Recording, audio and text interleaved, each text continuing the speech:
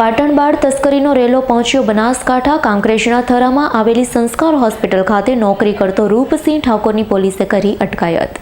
પાટણ બાળ તસ્કરીનો રેલો પહોંચ્યો બનાસકાંઠા। કાંકરેજના થરામાં આવેલી સંસ્કાર હોસ્પિટલ ખાતે નોકરી કરતો રૂપસિંહ ઠાકોરની પોલીસે અટકાયત કરી। સંસ્કાર હોસ્પિટલના ડોક્ટર મોહસિન ઘાંચી જોડે જાણવા મળ્યું છે રૂપસિંહ ઠાકોર છેલ્લા 1 વર્ષથી સંસ્કાર હોસ્પિટલમાં કામ કરતો।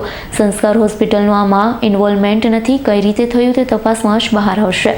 હોસ્પિટલમાં પણ એસઓજી અને પોલીસે સર્ચ અને રજિસ્ટર ચેક કર્યા, માત્ર રૂપસિંહ ઠાકોર ઉપર જ હાલ તપાસ ચાલી રહી છે અને મારી હોસ્પિટલમાં ઇન્વોલ્વ નથી અને કોઈ સુરેશ ઠાકોર મા સાથે સંપર્ક નથી। જોકે હાલ તો પોલીસ દ્વારા રૂપસિંહ ઠાકોરની પણ પૂછપરછ હાથ ધરાઈ। 27 તારીખના સાંજે એસઓજીના ચેકિંગ માટે પોલીસ આવ્યા હતા અને એ રૂપસિંહ નામના શખ્સ માટે પૂછ્યું હતું અને એને અહીંયા પૂછપરછ કરી હતી।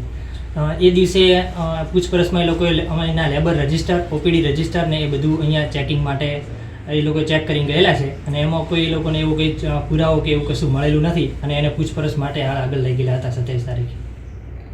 સાહેબ, હાલ પોલીસે કાર્યવાહી કરી છે, હોસ્પિટલમાં કંઈ ચેક કર્યું? હોસ્પિટલમાં એ લોકોએ લેબર રજિસ્ટર, ઓપીડી રજિસ્ટર ને એ બધું ડોક્યુમેન્ટ બધા ચેક કરીને ગયેલા છે। સાહેબ, આરોપ છે કે બાળ તસ્કરી થઈ છે, અહીં હોસ્પિટલમાં જ થઈ છે કે બહારથી? તમને અહીંયા જે આરોપ એના પર લાગેલો છે કે બાળ તસ્કરીમાં એ ઇન્વોલ્વમેન્ટ છે, તો એનું એને ક્યાં કઈ રીતે ઇન્વોલ્વમેન્ટ છે અને એ બધું અત્યારે અમને કશું ખબર નથી। કરશનસિંહ સોલંકીનો રિપોર્ટ, S9 ન્યૂઝ, કાંકરેજ। અમારી તમામ માહિતીથી અપડેટ રહેવા માટે જોડાયેલા રહો S9 ન્યૂઝ સાથે।